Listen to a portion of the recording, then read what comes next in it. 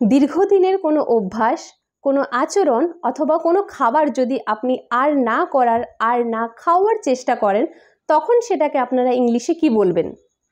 ইংলিশে আমরা বলবো অ্যাবস্টেইন, এবং অ্যাবস্টেইন শব্দের অর্থ হচ্ছে পরিহার করা অথবা বিরত থাকা। মানে ধরুন আপনি এতদিন থেকে যে অভ্যাস, যে আচরণ, যে খাবারগুলি খেয়ে এসেছেন, সেগুলি থেকে যদি আপনি বিরত থাকার চেষ্টা করেন, তখন আমরা অ্যাবস্টেইন শব্দের প্রয়োগ করব। ফর এক্সাম্পল, ডাক্তার তাকে বিয়ার এবং ওয়াইন থেকে দূরে থাকার নির্দেশ দেন।